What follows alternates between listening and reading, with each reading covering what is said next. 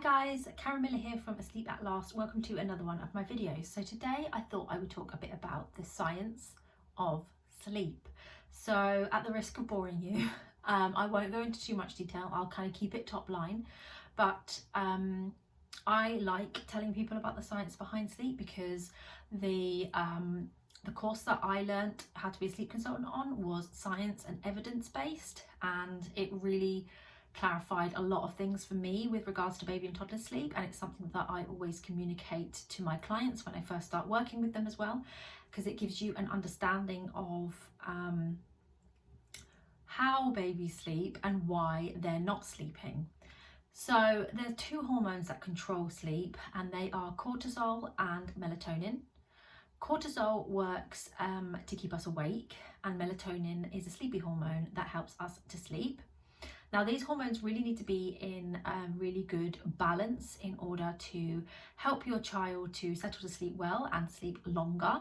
So it is really useful to be aware of them and to know that that is what you need in order to get your child sleeping.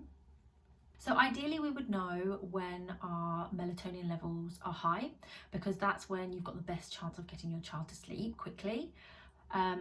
But this isn't something that we can necessarily know just by looking at them, and it's not really something that there isn't a sign for it as such. So the best thing you can do is to keep an eye on awake windows. Now, awake windows is something I talk about quite a lot. Awake windows are based around the rise in melatonin. That's how they're decided basically, that's how they work. Now, awake windows vary by age of your child, from newborn right through to toddler years. So it's useful to have a guide for awake windows. So if you haven't signed up to my email list, please do so, because I give you a free nap guide which gives you the age appropriate awake windows for your little one. If you stick to these awake windows and you put your child to sleep within the awake window, not at the awake window, but within the awake window, you will find it much easier to get your child to sleep, and they have a better chance of having a good quality sleep because they sleep for longer, because they're genuinely biologically ready for sleep at that time. Cortisol rises, it's basically adrenaline, it's a stress hormone, and it rises when we don't think that we're going to get sleep, or the brain signals the body that there's no sleep incoming. Melatonin has risen, for example, and you're not putting the baby down or the toddler down for sleep, so the brain signals to the body to increase cortisol to try and keep the child awake. Very often what happens is that at this point, you've seen them yawning and you think to yourself, right, they're tired, I'll put them down for a sleep in half an hour or so. But by that point, when you're trying to put them to sleep, cortisol has now risen, and you're then on the back foot, and you're kind of fighting a losing battle, because they will now fight sleep because the adrenaline is signaling to them to stay awake. So that's why you then will typically get your overtiredness. That's where it comes from, because then they won't go to sleep, or they'll take 40 minutes to go to sleep, eventually fall asleep, but only sleep for 30 to 40 minutes. And then you're left wondering why they won't nap, and they end up catnapping all day, and then cortisol has risen significantly throughout the day. By bedtime, it's too high, and again, they're fighting the bedtime, and then they go to sleep eventually, but they have a restless sleep, and the cycle continues, which is why, awake windows are really really important, because we want them to sleep when melatonin is high. Another thing to consider is the circadian rhythm. Your circadian rhythm is basically your body clock, as some people like to call it, and that's set by food, light and social interaction.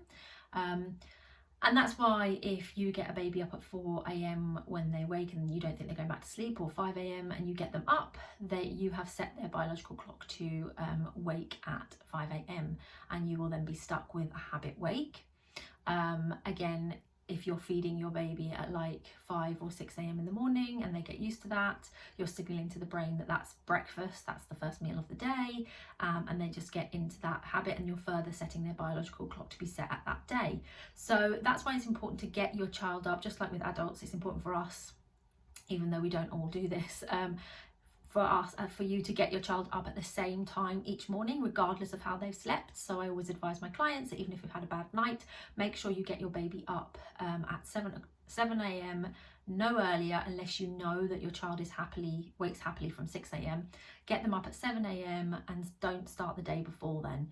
And they're getting them up at 7 a.m. and interacting with them, opening the blinds and bringing the light in, and then feeding them at 7:30, 8 o'clock sets their biological clock to wake at that time. And then similarly with bedtime, it's important to have a consistent bedtime that is the same every day, because again, you are setting their biological clock to know that it's sleepy time at 6:30 in the evening or 7 o'clock in the evening. And that's why consistency and repetition, doing the same things at the same time, is so important, as well as planning their meals around the same time, before naps, for example, so that you get them into a good structure around that, and you set their body clocks to know when it's sleepy time, wake time, play time, relax time, that kind of thing. So I hope you found that useful. Please hit like if you did, and remember to subscribe to my channel if you'd like to be notified of when I do more videos. Thanks guys.